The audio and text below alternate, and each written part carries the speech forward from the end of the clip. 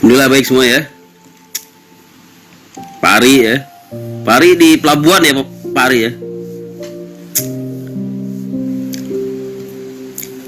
Sama berarti ya. Baik.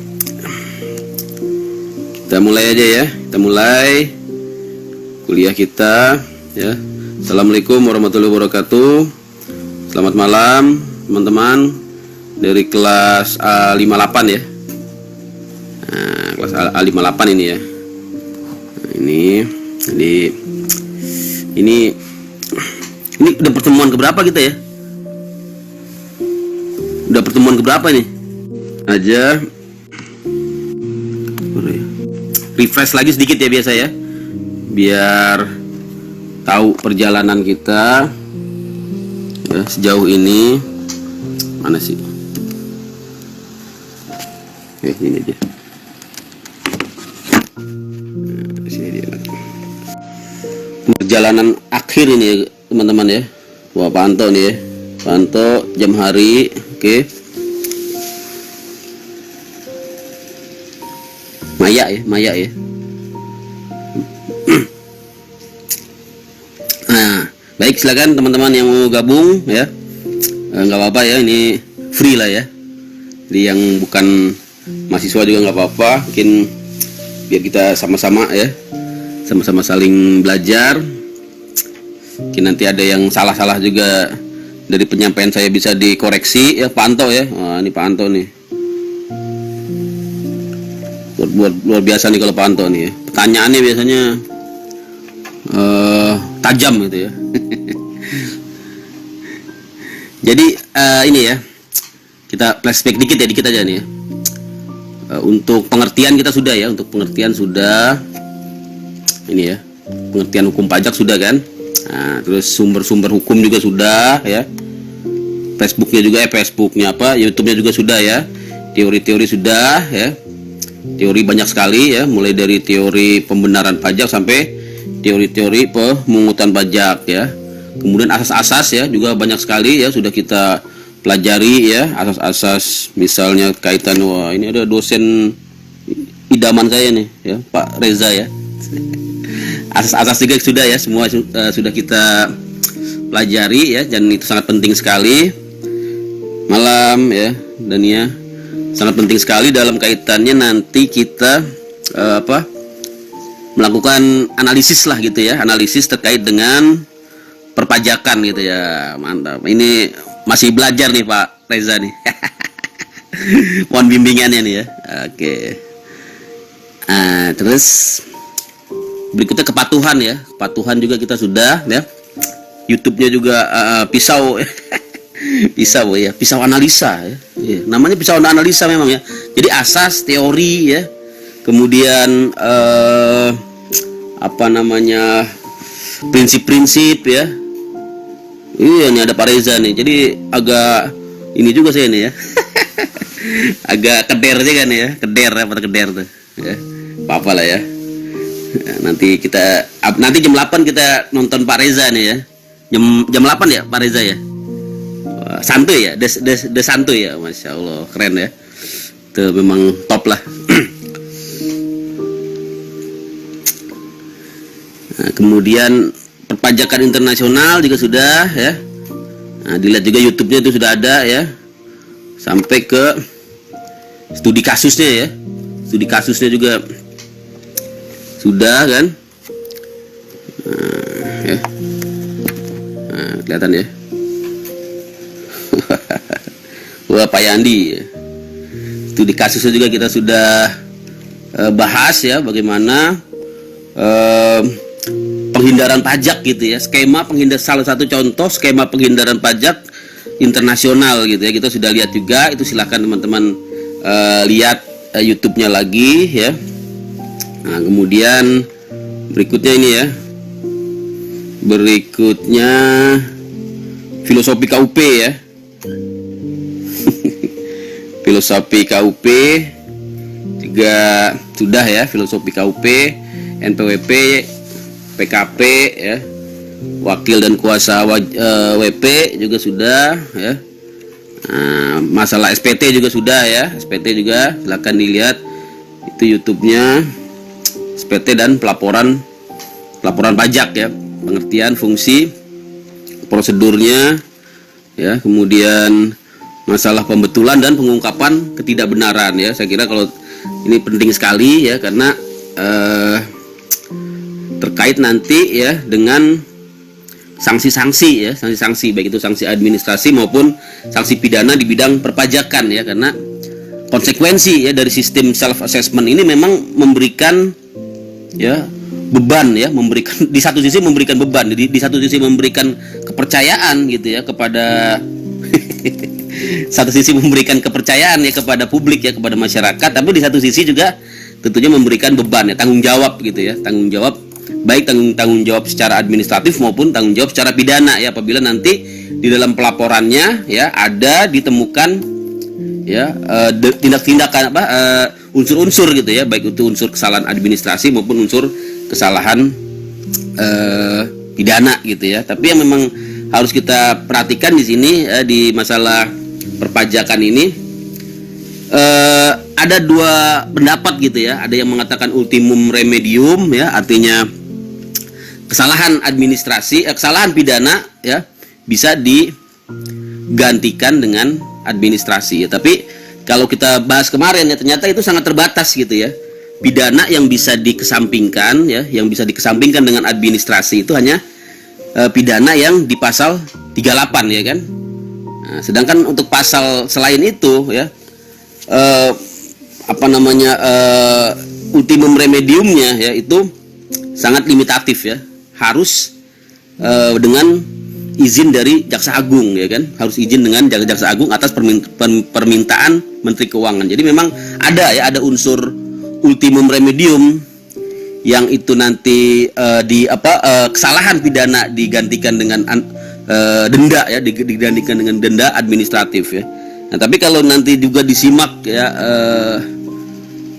contoh putusan pengadilan pajak ya, dan putusan Mahkamah Agung terkait dengan bagaimana penerapan ultimum remedium juga itu menarik gitu ya. Nanti coba aja teman-teman cari itu ya, kasus Asian Agri, yaitu kasus pajak terbesar ya, kasus pajak terbesar sepanjang sejarah ya, sampai triliunan 2,6 kalau salah, 2,6 triliun itu angka yang luar biasa besar. Tapi di situ bercampur antara pidana dengan administrasi ya. Putusan pidananya sudah ingkrah. Nah, kemudian ketika dieksekusi dendanya ya, nah ini yang menjadi permasalahan ya. Itu yang menjadi permasalahan. Kenapa jadi permasalahan? Karena hakim ya, terutama hakim agung ya, bukan hakim pengadilan pajak ya, memang hakim agung ini yang kemudian juga menjadi debatable putusannya ya. Ketika pengadilan pajak sudah menyatakan sah ya suatu putusan suatu penagihan administrasi yang berasal dari putusan pidana, tapi kemudian nanti kita lihat Mahkamah Agung ya dalam putusan PK-nya membatalkan putusan pengadilan pajak. Nah, nanti coba dipelajari ya, coba dicari, itu saya kira sudah luas ya, sudah luas beredar, dan juga sudah banyak kajiannya tentang kasus Asian Agri ya, Asian Agri ya, bukan Agri Bu dosen ya. Oke ya. Next, berikutnya itu ya mengenai laporan pajak ya. Kemudian pembayaran. Nah, pembayaran yang tadi ya barusan saya share, kelihatan nggak sih? Nah, ini ya soal pembayaran ya, ini ya. Jadi mengenai pembayaran ini sudah saya share, yaitu intinya adalah sebuah masih dalam langkah self assessment, di mana masyarakat ya juga melakukan pembayaran secara self assessment ya. Mungkin di sini lebih materi yang saya sampaikan sebelumnya lebih ke teknis gitu ya, teknis, dan juga tapi juga yang lebih penting tentunya dari pembayaran ini adalah masalah sanksi-sanksinya ya. Kembali sanksi-sanksinya, karena kita belajar dari segi hukumnya, tentunya yang harus sangat kita fokuskan ya terkait dengan sanksi ya, sanksi. Nanti peranan kita ya sebagai orang hukum ya di dalam perpajakan ini khususnya itu ya, bagaimana kita memberikan mungkin ya nasihat hukum gitu ya, memberikan pendapat hukum ya kaitannya dengan sanksi-sanksi ya, penerapan sanksi baik itu sanksi administrasi maupun sanksi pidana ya. Silakan kalau ada yang mau nanya boleh ya, nanya boleh. Nah ya itu sudah ya. Berikutnya ke pembukuan ya, pembukuan. Nah, pembukuan ini juga banyak ya, banyak kemarin sudah kita bahas ya. YouTube-nya juga sudah ada, sudah saya share. Nanti malam sebelum tidur ya ditonton lagi YouTube-nya ya, biar tidurnya tambah pules gitu ya. Biasanya gitu ya. Jadi ya itu sudah dibuktikan gitu ya sama istri saya itu ya. Jadi istri saya itu kalau nggak bisa tidur dia nonton YouTube itu ya, YouTube kuliah hukum pajak ya. Tidurnya langsung pules gitu ya. Nah, pembukuan ini juga silakan dilihat ya, ini juga sudah saya share banyak sekali ya, mulai dari bedanya antara pembukuan dengan pencatatan, tujuan pembukuan ya, kemudian hal-hal apa saja terkait dengan pembukuan dan pencatatan ini yang harus diperhatikan ya. Nah ya, misalnya masalah siapa saja yang wajib dan tidak wajib ya, kemudian juga sanksi-sanksinya, contoh-contohnya juga ya sudah ada ya. Saya kira itu prinsip-prinsip pembukuan ya juga sudah. Berikutnya, nah ini ya sekarang kita akan pemeriksaan ya, pemeriksaan juga sudah ya. Saya tidak akan ulang lagi pemeriksaan. Ini sudah, karena sudah saya launching di YouTube ya. Jadi teman-teman saya kira bisa menyimak ya, bisa menyimaknya. Nah, ini ya. Pemeriksaan ini ya. Ini pemeriksaan. Oke, silakan disimak disimak lagi. Ya. Dan juga yang paling penting ini ya, masalah sanksi ya. Nah, waspadalah terkait dengan sanksi ya, baik itu sanksi administrasi maupun sanksi pidana ya. Intinya kalau dalam proses pemeriksaan ini ya, yang pernah saya sampaikan itu adalah kita sebisa harus ya, bukan sebisa mungkin ya, harus jujur ya, intinya jujur ya. Tentunya sebagai orang hukum ya, saya memberikan nasihat lah gitu ya, memberikan nasihat ya sebisa mungkin di dalam pemeriksaan pajak kita jujur ya, gitu ya, jujur dan kooperatif ya, karena di sini memang nanti ada sanksi-sanksi gitu ya, ancaman-ancaman sanksi baik itu sanksi administrasi maupun sanksi pidana yang berpotensi gitu ya, kita terkena apabila kita tidak jujur ya, dan juga tidak kooperatif di dalam pemeriksaan pajak ya. Nah, apalagi kita sudah paham tadi kan fungsi pajak segala macam, tapi memang kita pun harus sadar juga ya, kita pun harus memahami juga memang terkadang ya ada tindakan-tindakan aparat pajak ya, fiskus itu yang tidak sesuai dengan undang-undang. Nah, inilah kita nanti maksud ke bagian yang namanya upaya hukum ya, upaya hukum penyelesaian sengketa pajak. Nah, kayaknya bentar ya. Habis ini kita kan penagihan ya, belum ya. Nah, kita lihat penagihan dulu ya, baik ya. Jadi kita lihat penagihan dulu. Penagihan pajak ya. Halo. Kita lanjut. Jadi untuk penagihan pajak ya. Penagihan pajak. Nah, ini dia. Ini akan kita bahas ya. Saya akan bahas tentang penagihan pajak. Jadi ini penagihan pajak ini merupakan bagian dari sistem official assessment, bagian dari pengawasan ya, bagian dari pengawasan official self assessment yang kemudian ya dilakukan official assessment gitu ya. Nah, jadi pengawasannya dilakukan dengan official assessment melalui kegiatan pemeriksaan, dan nanti apabila ditemukan ketidakbenaran gitu ya, ketidaksesuaian antara self assessment dalam bentuk SPT ya yang dilakukan oleh wajib pajak ya, kemudian berdasarkan official assessment pemeriksaan dan juga penagihan yang dilakukan oleh berdasarkan pemeriksaan dan ketetapan ya, dan ketetapan pajak yang dilakukan oleh fiskus, itu akan berlanjut dengan tindakan penagihan. Nah, itulah kita akan masuk ke siklus terakhir ya dari siklus sistem perpajakan, yaitu siklus penagihan ya. Jadi penagihan ini sudah bersifat eksekutorial ya, sudah bersifat eksekutorial, artinya memiliki sifat memaksa ya, bisa memiliki sifat memaksa, sebagaimana salah satu sifat daripada unsur ya, sifat dari pajak adalah memiliki fungsi memaksa. Dan di sinilah ya kita akan merasakan ya betapa fungsi memaksa dari pajak itu ya, nanti kita akan lihat, karena sifat daripada hukum pajak itu merupakan hukum yang bersifat lex specialis ya, bahkan banyak para ahli ya menyatakan hukum pajak itu tidak hanya sekedar lex specialis, itu lex specialis sistematis ya. Jadi lebih lebih lex specialis lagi dari hukum-hukum yang bersifat spesialis. Jadi lex specialis sistematis. Nanti kita akan lihat bagaimana upaya penagihan yang sebenarnya masih dalam ranah administrasi, tapi kita melihat di situ banyak seolah-olah gitu ya, seperti upaya paksa di bidang pidana gitu ya, seperti upaya paksa di bidang pidana, sehingga banyak ya orang-orang termasuk lawyer gitu ya yang tidak paham tentang hukum pajak, atau mungkin dulu kuliah hukum pajaknya kurang merhatiin gitu ya, sehingga salah membaca gitu ya, salah memahami tentang upaya penagihan pajak ini ya, karena kesalahan melihat fenomena penagihan pajak ya, dia juga salah nanti dalam melakukan upaya hukum ya.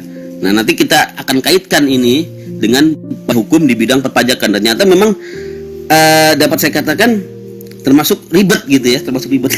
Kenapa ribet? Karena memang variasinya banyak gitu ya, variasinya banyak, dan nanti ya kita akan lihat gitu ya. Dan ini menjadi analisa kita ya, plus minusnya seperti apa ya. Tapi yang penting kita harus pahami dulu ya hukum acaranya, kita harus pahami dulu prosedurnya ya, sebelum nanti kita menilai, tentunya ya, menilai apakah sistem ini sudah merupakan bagian dari ius constituendum gitu ya, atau dia masih harus terus dikembangkan gitu ya, masih harus terus diperbaiki. Nah, jadi untuk penagihan pajak ini saya kasih gambaran besarnya dulu ya, gambaran makronya ya, pengertian nanti ya. Intinya sih kita lihat ya di sini mulai dari penagihan yang namanya penagihan seketika dan sekaligus ya. Ada nanti kita lihat penagihan yang seketika dan sekaligus. Kemudian sebenarnya dia tuh dimulai dengan yang namanya surat paksa ya. Dimulai dengan yang namanya surat paksa. Surat paksa ini ya, secara normatif dia tuh merupakan sama kekuatannya dengan putusan pengadilan yang sudah berkekuatan hukum tetap gitu ya. Jadi bersifat eksekutorial. Makanya kalau kita lihat surat paksa gitu ya, surat paksanya pengadilan pajak, surat paksanya pajak gitu ya, surat paksa dalam rangka penagihan pajak itu juga dimulai dengan kata berdasarkan ketuhanan yang Maha Esa gitu ya. Jadi seperti sebuah putusan gitu ya. Apa tuh namanya? Ya ada kalimat pembukanya itu ya, kalimat pembuka berdasarkan ketuhanan yang Maha Esa. Sama seperti peraturan sama seperti putusan ya, sama seperti putusan. Makanya surat paksa ini dia itu bersifat eksekutorial ya. Nah, ini ya. Jadi